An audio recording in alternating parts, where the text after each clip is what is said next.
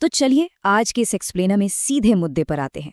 बात करेंगे एक ऐसी घटना की जो शुरू तो हुई थी एक शानदार समुद्री यात्रा के तौर पर, लेकिन जल्दी ही एक ऐसी खौफनाक मेडिकल मिस्ट्री बन गई जिसने अंतर्राष्ट्रीय स्तर पर हड़कंप मचा दिया।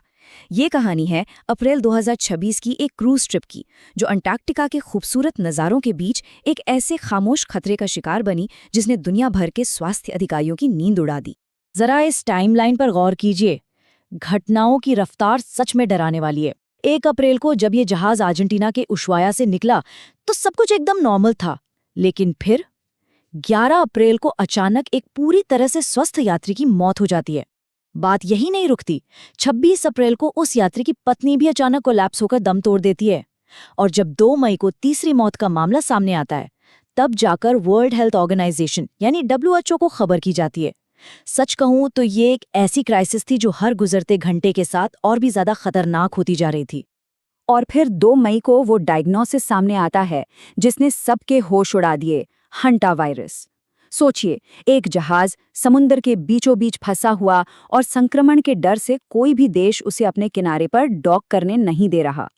ये क्रूज अब एक आलीशान जहाज से किसी तैरते हुए मेडिकल आइसोलेशन वार्ड में बदल चुका था।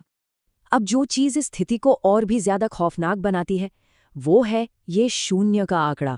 जी हाँ, बिल्कुल शून्य। आज के इस एडवांस मेडिकल दौर में भी इस वायरस से लड़ने के लिए ना तो कोई FDA या WHO अप्रूव्ड वैक्सीन है और ना ही कोई पक्की एंटीवायरल दवा। मतलब मेडिकल साइंस के पास सीधा इसे खत्म करने का कोई अचूक तरीका ही नहीं है। और इसके खतरे का अंदाजा इस 50% के आंकड़े से लगाया जा सकता है। संक्रमित होने वाले आधों की जान जा सकती है। ये सच में खौफनाक है, क्योंकि कोई दवा नहीं है, इसलिए डॉक्टर सिर्फ सपोर्टिव केयर दे सकते हैं। बाकी पूरी लड़ाई मरीज के अपने इम्यून सिस्टम को ही खुद लड़नी पड़ती है। एक और दिलचस्प बात यह है कि चूहों से फैलने वाला ये वायरस दुनिया के अलग अलग हिस्सों में अपना रूप बदल लेता है। एशिया और यूरोप में ये HFRS बनकर किडनी फेल करता है और शरीर के अंदर ब्लीडिंग का कारण बनता है। वहीं अमेरिका की तरफ जाएं तो ये HPS का रूप ले लेता है, जहां फेफड़ों में पानी भर जाता है, सांस लेना नामुमकिन हो जाता है और आखिरकार दम घुटने से जान चली जाती है। लेकिन अगर हम इस क्रूज शिप से थोड़ा पीछे हटकर देखें तो पता चलता है कि ये कोई नया दुश्मन नहीं है। हाल की इन सुर्खियों के बावजूद वैज्ञानिक असल में पिछले 7 दशकों से इस साइलेंट पैथोजन को समझने और हराने की जद्दोजहद कर रहे हैं। अगर इतिहास में जाएं तो 1950 के दशक में कोरियाई युद्ध के दौरान 3000 से ज्यादा अमेरिकी सैनिक रहस्यमय तरीके से बीमार पड़ गए थे। यकीन मानिए, इस बीमारी की पहचान करने में ही पूरे 30 साल लग गए। 1980 में जाकर डॉक्टर हो वांग ली ने आखिरकार इसे पहचाना और हंतान नदी के नाम पर इसे हंता वायरस का नाम दिया। फिर 1993 में अमेरिका में एक और दिल दहला देने वाली घटना घटी। इस बार इसने नावाहो आदिवासियों को निशाना बनाया, और वो भी बिल्कुल युवा और स्वस्थ लोगों को। शुरुआती मृत्यु दर 75% तक पहुंच गई थी, यानी उस वक्त संक्रमित होने वाले हर 4 में से 3 मरीजों की मौत हो रही थी। और यहीं पर वो कड़ी जुड़ती है जो सच में हैरान कर देने वाली है। आखिर ये आउटब्रेक हुआ क्यों? आदिवासी बुजुर्गों की मदद से वैज्ञानिकों ने जो इकोलॉजिकल चेन खोजी वो किसी पजल से कम नहीं है। 1991-92 के अल नीनो के कारण भारी बारिश हुई। इससे पाइन नट्स की बम्पर फसल हुई। अजीब बात है ना, पर ये नट्स चूहों की दावत बन गए, जिससे चूहों की आबादी में भयंकर विस्फोट हुआ और नतीजा सीधा एक जानलेवा वायरल आउटब्रेक। और ये मत सोचिए कि ये सिर्फ अमेरिका की बात है। ये समस्या पूरी तरह से ग्लोबल है। भारत में तमिलनाडु के वेल्लोर के आसपास हुई 2005 से 2008 की एक स्टडी पर गौर करें। वहां 28 कंफर्म्ड केस मिले, खासकर गोदाम के कर्मचारियों और इरुना जनजाति के चूहा पकड़ने वालों में। सबसे चौंकाने वाली बात, सामान्य आबादी के 4% लोगों के खून में इसके खिलाफ एंटीबॉडीज मिली। मतलब ये वायरस खामोशी से अपना काम कर रहा था और किसी को पता भी नहीं था। तो फिर कहानी में वो बड़ा ट्विस्ट कब आया? 1996 में अर्जेंटीना में, जब इस वायरस के एक नए रूप एंडीज वायरस ने सारे नियम तोड़ दिए। पूरे हंटा वायरस परिवार में आज भी ये इकलौता ऐसा स्ट्रेन है जो साबित कर चुका है कि ये सिर्फ चूहों से नहीं, बल्कि सीधे एक इंसान से दूसरे इंसान में भी फैल सकता है।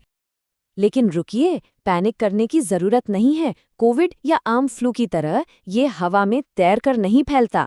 इंसान से इंसान में फैलने के लिए बेहद करीबी और अंतरंग संपर्क चाहिए, जैसे बिस्तर साझा करना, संक्रमित के शारीरिक तरल पदार्थों के संपर्क में आना या बिना सुरक्षा के लंबे समय तक मरीज की करीब से देखभाल करना।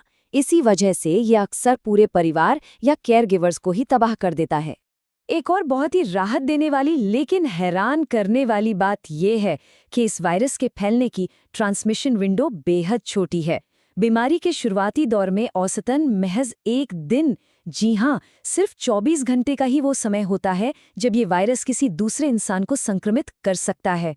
तो अब वो बड़ा सवाल वापस लौट कर आता है, अगर ये इतनी मुश्किल से फैलता है तो इंसान से इंसान में फैलने वाला ये दुर्लभ एंडी स्ट्रेन उस लग्जरी क्रूज शिप के अंदर पहुंचा कैसे? तो चलिए इस मिस्ट्री को सॉल्व करते हैं। मार्च 2026 में एक डच जोड़ा उशवाया में बर्ड वॉचिंग के लिए एक ऐसे कचरा डंपिंग ग्राउंड पर गया जहां बेतहाशा चूहे थे। पक्षियों को देखने गए लोग खुद शिकार बन गए। और विडंबना देखिए, वे ठीक अपनी उसी 1 दिन की ट्रांसमिशन विंडो के दौरान जहाज पर सवार हो गए। बस वहीं से ये खामोश संक्रमण जहाज पर मौजूद अन्य लोगों तक फैल गया। 10 मई तक आते आते इस त्रासदी का जो नतीजा निकला वो काफी दुखद था। जहाज पर कुल 10 मामले सामने आए, जिनमें से 3 लोगों ने जान गंवा दी और 4 दुनिया भर के अलग-अलग अस्पतालों में गंभीर हालत में भर्ती हुए। आखिरकार इस शिप को स्पेन के टेनरीफ आइलैंड पर डॉक करने की इजाजत मिली और क्रू मेंबर्स को नीदरलैंड में सुरक्षित क्वारंटीन किया गया। इस पूरी खौफनाक घटना को देखते हुए दिमाग में एक सवाल आना बिल्कुल स्वाभाविक है। क्या 50% मृत्यु दर वाला ये वायरस अगली वैश्विक महामारी या पैंडेमिक बन सकता है? खासकर तब जब दुनिया एक बार फिर भयंकर अल नीनो मौसम का सामना कर रही हो। खैर, राहत की सांस ली जा सकती है क्योंकि विश्व स्वास्थ्य संगठन का मानना है कि वैश्विक जोखिम काफी कम है। कारण साफ हैं, ये हवा से नहीं फैलता, इसके लिए बेहद करीबी संपर्क चाहिए, ट्रांसमिशन विंडो सिर्फ 1 दिन की है और एशिया या यूरोप में अभी तक इसके इंसान से इंसान में फैलने का कोई लगातार पैटर्न सामने नहीं आया है। लेकिन याद रहे, वैश्विक महामारी का खतरा भले ही कम हो, स्थानीय स्तर पर खतरा बिल्कुल असली है। तो बचाव क्या है? बहुत ही बुनियादी चीजें। घरों को अच्छी तरह सील करें ताकि चूहे अंदर ना आ सकें, धूल भरी जगहों या पुराने गोदामों में N95 मास्क पहनें, चूहों वाले इलाकों में काम करते वक्त दस्ताने इस्तेमाल करें और खाने पीने की साफ सफाई का पूरा ध्यान रखें। तो इस पूरे एक्सप्लेनर का सार यही है कि जब तक हमारे पास कोई अचूक दवा या वैक्सीन नहीं है, तब तक इसके इकोलॉजिकल कारणों को समझना, जागरूकता और सख्त स्वच्छता ही इस साइलेंट खतरे के खिलाफ हमारा सबसे मजबूत और इकलौता हथियार है। और अब अंत में एक बहुत ही अहम सवाल छोड़कर जाते हैं। जिस तरह अल नीनो जैसे एक्सट्रीम क्लाइमेट इवेंट्स ने इस वायरस को ट्रिगर किया, तो जरा सोचिए, जैसे जैसे हमारी दुनिया का मौसम लगातार और नाटकीय रूप से बदल रहा है, प्रकृति के अंधेरे कोनों में और कितने साइलेंट पैथोजन बैठे हैं जो चिकित्सा विज्ञान के सारे नियमों को फिर से लिखने का इंतजार कर रहे हैं। ये वाकई एक सोचने वाली बात है।